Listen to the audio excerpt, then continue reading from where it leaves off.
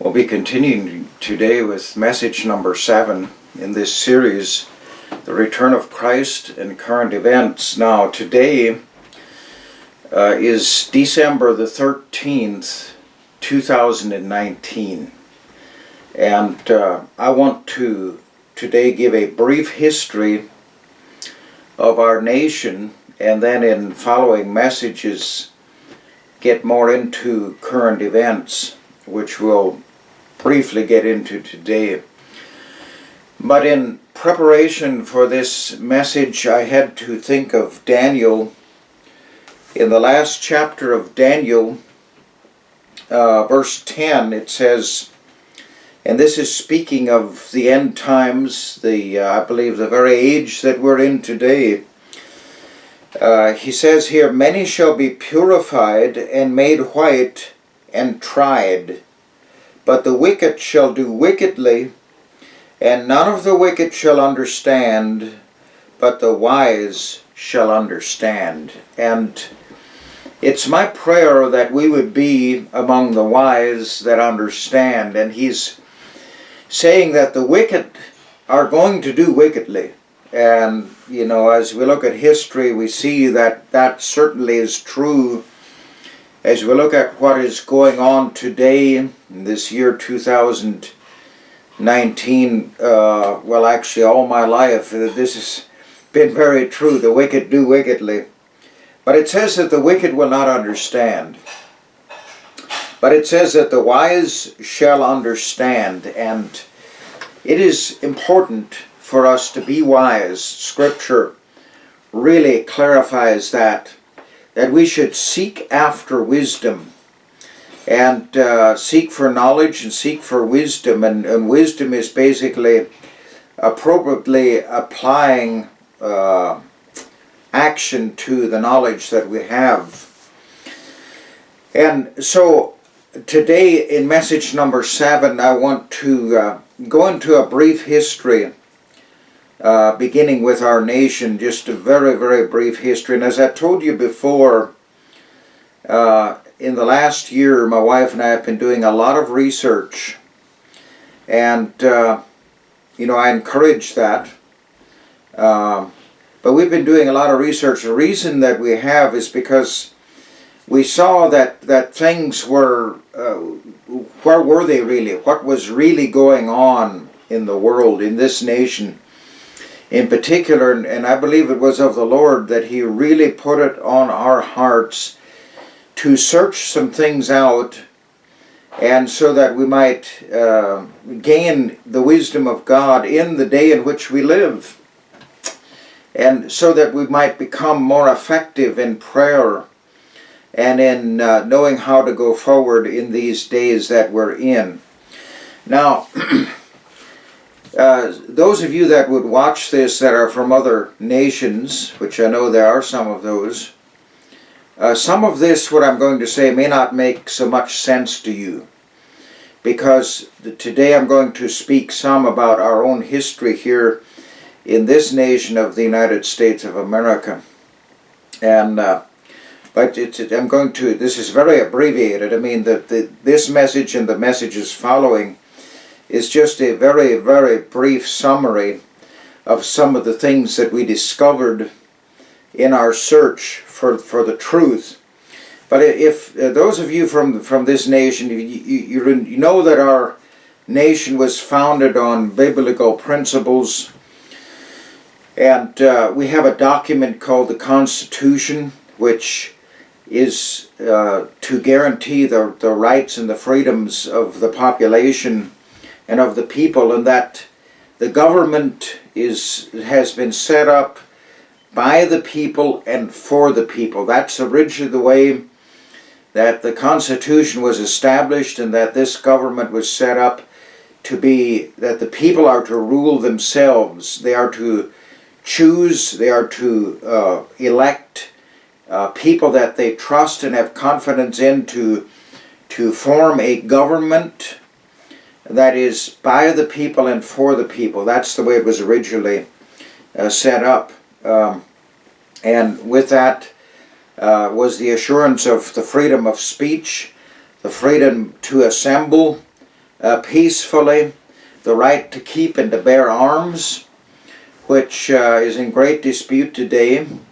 But, naturally speaking, a country who has that freedom is more apt to stay a free country.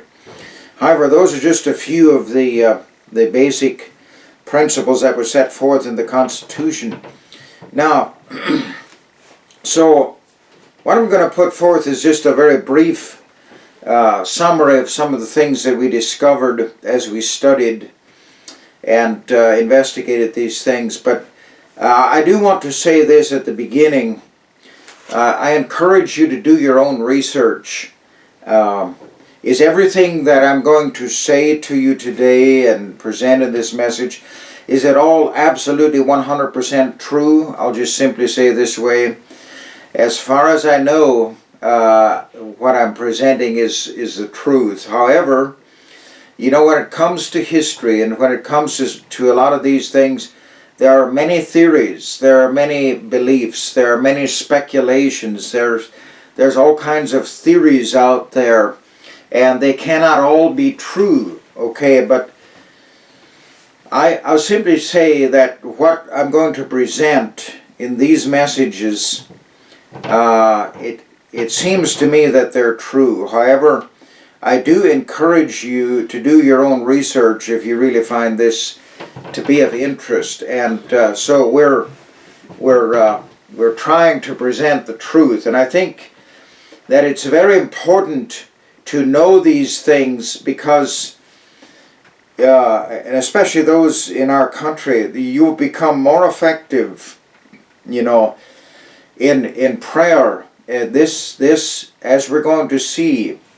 the situation that we're in is most of all and above all else, it is an intense spiritual battle. And so in an intense spiritual battle, it is good to have every advantage possible and to have some knowledge of the background and to have some knowledge of the truth of how things really are is going to be a great advantage in our prayer and in our fight for the kingdom of God. Okay, so now if we go back to the 1900s, the earlier 1900s to the mid-1900s, there was a president in office during this time, F.D. Roosevelt. And so when he was president, he was in office during World War II. But during that time, there was a coup that was planned. In other words, there was an insurrection by a group of high-profile people, and some of them were high in government. One was even a congressman. And so they planned an insurrection. They planned to overthrow the government during that time. This is his history. So, I mean, you can look it up. It actually happened, and this has been verified by numerous reports, but it's in history. And so this insurrection, there was a group of influential men that planned the takeover of the country, of this very country.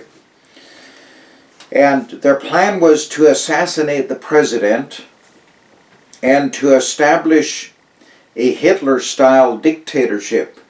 Now, most of you know what a Hitler-style dictatorship looks like, at least somewhat. That was the great conflict in World War II. Involved that. It was a main element in that. But so they were going to overthrow the government, take it over, and this was going to be done by military force. So they selected a high-ranking general in the United States military, and they began to try to solicit him to lead out in this insurrection and to lead out in the takeover of this nation, basically to take the government away from the people and the current administration, and to take it over and establish a dictatorship after the order of Adolf Hitler. And so the general, he met with them, and he heard, and he kept on going to their meetings and planning for the purpose of finding out who all the people are that are involved in this. Okay, so then at a certain point he went to the Congress of the United States, and he presented that there was a coup, indeed, an insurrection, to overthrow the present-day government at the time. Well, it stopped the coup. It stopped the insurrection. However, those traitors, there's a very stiff penalty for those who are traitors. They were never dealt with. Now, why did Roosevelt, the president, why did he not deal with this? Was he afraid? Was he... I don't know why he did not deal with this. But these people, and I could name you the names of those who are involved. In fact, some of the descendants of one of the very prominent ones that was involved in this some of his descendants were very, very well-known politicians in our day, or at least in my day. And so while it stopped the insurrection, it did not deal with those who were involved in this highest of crimes, which is treason. So we have that in our history. And so then later, as time went on, there was another president. I'm not going to talk about all of them, just a few, in order to establish some of the background of the things that are coming later on. Later there was another president whose name was Eisenhower, and some of you will remember that he was the top general of the Allied forces in World War II, and he later went on to become president of this country. But during his presidency, he took notice that there were rogue elements that were penetrating the government and the intelligence agencies. He noticed that there was elements within the agencies and even a little bit in government, some places, that were not by the people and for the people. It was a separate thing. It was rogue. It was not according to the plan and the pattern of the established government. And this is important to notice. But he recognized that after he had recognized this, he considered it, and he felt that he would not be in power long enough to really deal with this thing, because there's term limits on this office, and so he knew that he would not be in office long enough to really deal with this. So what he did was a very important thing. He called in a few, I don't know how many exactly, some of the most trusted generals in the armed forces. He called them in, and he laid all this out. He explained to them everything he knew about these rogue elements that were trying to establish themselves in the intelligence agencies and government. He explained it to him. He showed them everything he knew, and committed this to them because he knew he would not be in office long after this discovery. And so these generals took this information and this knowledge, and throughout the decades, and he was president back in the middle 1900s. So all the decades following, according to my understanding, that there was always a group of military generals and admirals that knew of this and began to plan to someday deal with this great corruption that was growing. Okay, but they knew that they needed the scenario to be right. In order to avoid a great disruption in the nation, everything had to line up and be right in order for them to really effectively straighten out this problem. And so, over the decades, the way I understand it, according to our research, over the decades, a plan was formed, and you know, over these decades, I mean, it's quite a while ago that that this initially was established. So, as generals came to retirement, you know, it was always passed on to others who were reliable and who were of the same mind, and who were going to be faithful in taking part of the planning and so on. Okay, so we'll just keep that in mind as we continue on in this brief history lesson. And then sometime after that, and then again, I'm not talking about every president, this is not necessarily, I'm skipping over some, but then I remember way back when I was a young boy, there was a young president came into office, and his name was J.F. Kennedy. And Kennedy, he saw the corruption that was going on in the government, and he was very grieved with this corruption that he saw. Now, I know a lot of these men, you know, you could go back in history and, excuse me, you could point out where they themselves had areas in their life where they were not as they should have been morally, perhaps, and so on. However, there was a very great difference. And some of these men, and Kennedy is one of those, that he saw the corruption that was going on in the intelligence agencies as well as in some government areas of government. He saw that there was corruption. And he saw that what was happening was the people of this nation were being brought into a slavery. They were being brought into bondage by what was going on in the financial thing, the financial setup. Later we'll talk about that in another message.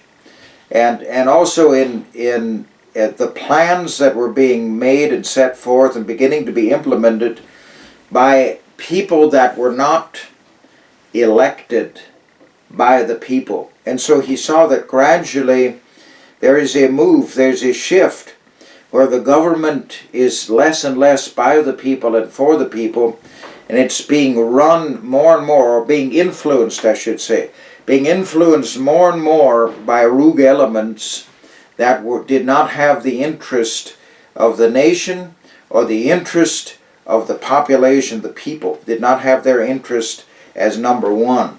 Okay, so he saw this, and he wanted to root it out. In fact, there's documents, there's even some old video footage of where he talks about this, where he says that one of them, in one example is that he publicly said that one of the agencies of intelligence here in the U.S., that he wants to shred it into 1,000 pieces and scatter it into the wind. But you know, he didn't realize how powerful these were. I think he really did not comprehend at that point how powerful some of these agencies had become. And I remember when I was a boy, I was in second grade in school when President Kennedy was assassinated. I remember where I was when the announcement came out. I remember what I was doing when the announcement came. I remember I could go within several feet.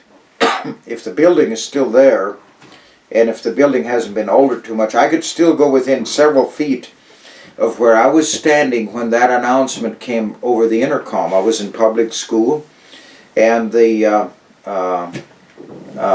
school officials announced this over the intercom, and I could to this day go to several feet of within where I was standing when that announcement came forward. It shocked the nation. It shocked the nation. The story was put out that there was some crazy guy who went out and on his own he decided to shoot the president. Well, if you study history a little bit, that's not true. That's not true. No. But this Kennedy was in the way, and he was being too bold against the rogue elements and the evil that was rising up in this country. And so politicians, intelligence agencies, some law enforcement and others all worked together and came up with a plan, and they took him out. I'm very convinced of that. And if you want to study that yourself, you can, but that's a very strong conclusion that I came to. So he was assassinated by those in politics and intelligence agencies that were threatened by his stand against their corruption. So then he was very much loved by the people. This president was. He was very much loved by the people. It was a tremendous shock to the nation. Okay, so now the presidents after him were, I believe, according to what we can find, were all involved. Now, the presidents after this, some of them did some good things. I'm not discrediting that at all. However, according to our findings, the next ones were all involved in some of these rogue elements and were under the influence and at times working for the wrong side. Okay, I'll just put it that way. And they were working for the wrong side, and I think as time goes on, more and more of this will be revealed. But there was one. Let me say, there was one though who is an exception, and that's Reagan, President Reagan. I don't know if how influenced he was at all with the wrong side, but he was a very good person, or a very good president. He did this country a lot of good. Okay, and but there was also an assassination attempt against him. Now I'll say that all the presidents after him, there was a distinction there, I believe, that all the presidents after Reagan, they had involvements with the wrong side, although some of them did some good things. So before Reagan, I think some were and some weren't, from what we can find. Our search of this is kind of general. We're not trying to get into a lot of great detail on all of these men, but let me just clarify that excuse me, the ones after Reagan, from what we can find, all of them had at least some involvement and some influence by the wrong side. Now, that's up until 2016. Up until 2016. What happened in 2016, I want to talk about that in a later message, because when we're dealing with current events, it is very, very important that we have a clear understanding of what actually happened in 2016. Now, but we're going to leave that mostly for later. Now, excuse me. Now, one question that I want to put forth here today is, why were there all those wars in the 1900s and from the 1900s on? Now, there's always been war somewhere, it seems like. It's been war going way back. It seems like that war, humanly speaking, began between Cain and Abel, when Cain slew his brother. But there have been wars all the way up through. But from the 1900s on, you have World War I, you have World War II, you have the Korean War, you have the Vietnam War, you have the wars in the Mideast, Iraq, and you have Afghanistan, you have Syria, you have all these wars. And what instigated all this? Why all this turmoil and fighting? And Well, we have to remember this one thing. Okay, so we all know that there's criminals in the world, and I'm sure some of you have experienced the effect of criminals. Some of you perhaps were even criminals at one time, and God saved you, delivered you, and set you free from that. I know that has happened in people that I know and love very dearly, that at one point they were criminals, but the Lord Jesus forgave them because they came to Him, confessed their sin, and they were set free from that. Hallelujah. But we have to remember, while there's criminals in the world who might break in your house and steal things and all of these things, we also have to remember that there are criminals in high places. There are professional criminals. What would happen if highly professional criminals got into the president's seat, into that office? What would happen if, in our situation here, if criminals got into the Senate, or criminals got into Congress, or criminals got into the intelligence communities? Professional criminals, people who don't care about others but have their own interest in mind and run over everybody else. They don't care about other people, but they just want their own gain, and they want their own idealism to be pushed forward. What happens when people like that get into power? Well, the truth is, what we've been finding is that criminals infiltrated the government. Criminals infiltrated politics. They got into big business. They got into the media, took over the media. Well, took over. Let's say a lot of the mainstream media has very, very bad effects of these criminals. In some cases, they got into the presidency. They got into the Vatican. They got into other religious groups, even as leaders, some of these criminals. So the criminals rose to power in some instances, in some cases. The criminals rising to power, and some people refer to this as the deep state or the cabal. That's what they refer to, these criminals that are in power. They refer to that in this way. And so, you see, as time went on, and especially the 1900s on, these criminals became more and more, and they became more and more involved in every aspect of life, and they began to manipulate and push things in a direction. And so they became heavily involved in drug running. They became heavily involved in human trafficking. And yes, human slavery. You know, I naively used to think that slavery basically ended with Lincoln and the Civil War. Well, only to find out that that's not true. That there's more human slavery. There's a terrible epidemic of that, not only in this nation, but throughout the world, and it's very, very sad. And I might just add with that the president that's in office right now is really, really working against this very, very strongly. And so these criminals that got into power, they inspired wars for financial gain.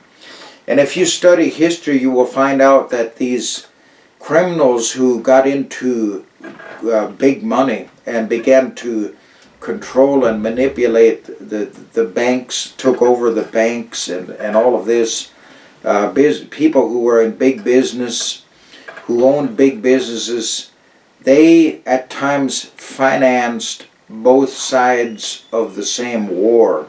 For instance, World War II, I'm told that there were American businessmen who helped finance Adolf Hitler, who was supposedly on the other side.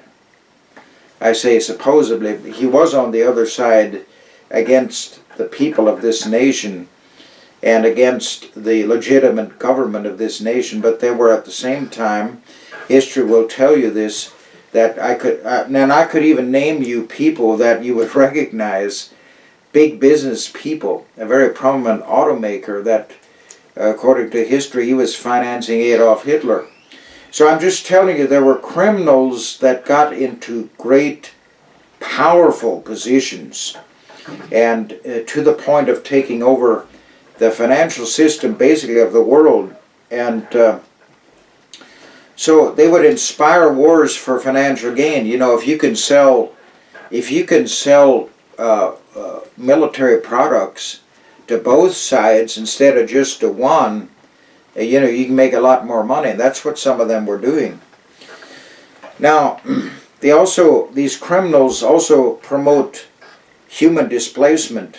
Have you noticed in recent years how that, especially in the Mideast, people are escaping their countries because of war, and they're flooding into Europe, and many are flooding into this country as well. There's a great displacement of humanity. I've never ever seen anything like this before. What is this?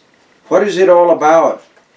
Well, you know, there's something more than meets the eye behind this, and this is all working towards the homogenization of humanity, where everything is mixed up. You see, God set borders, He set countries. You read that in the Scripture.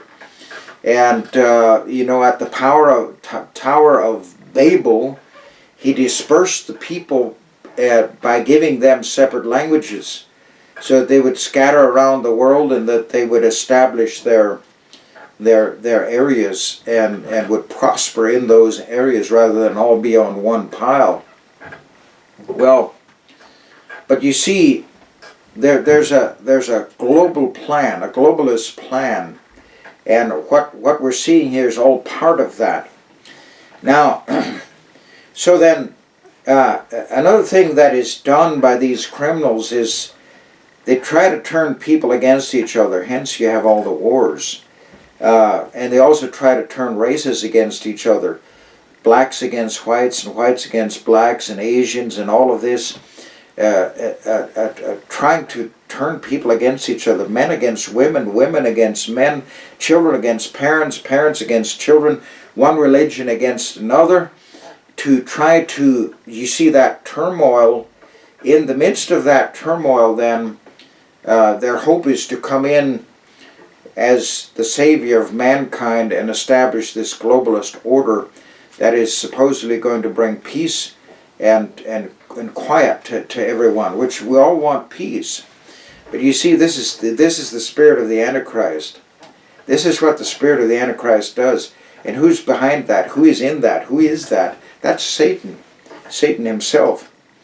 And so these criminals took over banks. They took over the world's wealth to a large degree.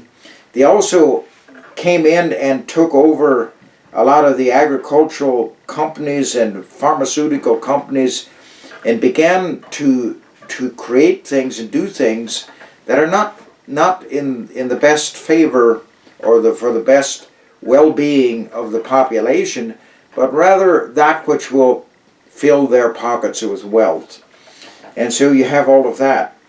They infiltrated the intelligence agencies. They also infiltrated and took over, to a large degree, the entertainment industry. Now, I'm not saying they completely took over all of this. I think there's good people in some of these agencies. Yes, I believe that, and companies and so on. But too much and way too far an extent. They were able to come in and take over to a large degree a lot of these things, and hence we have the trouble that we do. And they also promote lifestyles that wreck the family. You know, the great push that has been on in recent years, that is anti-family, and it is totally against what God established for the family, for man and woman, and for the family. The things that are being promoted by these criminals is totally a push against what God has established. Now that will wreck a society. It will bring a society down. It will. All you have to do is look at history, and you see that whenever this was done, the Roman Empire is one of those examples. Whenever this was done, eventually it brought ruin to a society, and so that's what's going on. It seems that there was an attack on everything that made us strong. There was the promotion of drug abuse, and some of the biggest drug dealers in this nation are people who are high in political office. Now, you might find that hard to believe, but if you do a little research, it's not that hard to find. And you consider some of the great battles that are going on politically today. Why is that? Why are some politicians so hated, and why are others, the other side, why are they so hateful? It is because their business is being ruined and their means of wealth is being threatened. That's part of it, but more on that later, Lord willing. And so drug abuse was greatly promoted by these criminals. And then they brought in policies that took our factories and our great companies, manufacturing factories, policies were put in place and regulations were put upon our manufacturing companies that caused them to leave this country and go to places where it's a lot cheaper to produce their products. Can't blame them, really. But there's a plan behind this. Why would a government do that? Well, and you see what happens then when these factories leave, then the job availability is so much less. There was a great decline, and things began to become much more difficult here. And the financial system, well, by now, which I want to get into that in another message, but the financial system being taken over by criminals was set on was established on debt and not on anything solid. But that's a whole different subject there. But it's just part of all this activity that was going on. And so they destroyed Mideast countries through endless wars and pointless wars. And very sad. We've seen that happen in recent decades. But so then there was a definite plan to bring this country, which still had some good people in power, but more and more the other side, the criminals, were gaining control. But the plan of those who are for the one world order was to bring this nation down to a third world status. Why would that be? Why would that? And that affects every one of us here, especially in this country, and also it affects the rest of the world. But why would they want to do that? So that the globalist regime can control the world. They can't control the world so long as there's a powerful nation that still has people who want sovereignty, and they want to make their own decisions. You see, if you want a world government, you have to be able to control everybody. And so that's what all this was about. And so it was making way for the one world government. Now, along with this, and this is very important, along with this, Satanism was promoted during this time. Now you just look at the last decades.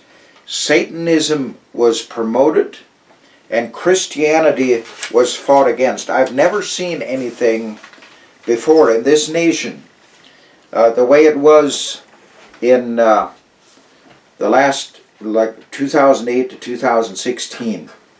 I've never quite seen anything like this, how that Christianity was fought against. Why is this, my friend? Why is it? Well, you look at some of the laws that were passed, and you look at some of the anti-family things that were established further in this nation. Why this move against Christianity? Why this move against the freedom of religion? And it happened in a very powerful way.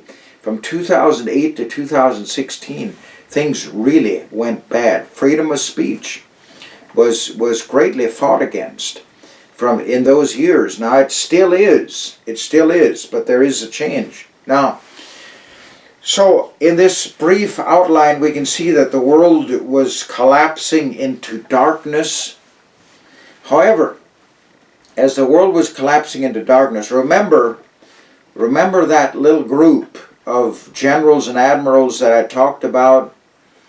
And all along there was a plan. All along they were watching this, and all along they were looking for a time and the right situation where they could implement a recovery. Okay, so all along there were some good people in power. And in recent years, as you know, the internet became available to many, many people around the world. The internet became available. Now, that has its bad points and it has its good points. And I know there's some very bad possibilities with that. But it also enabled people to begin to do research and to search things out for themselves.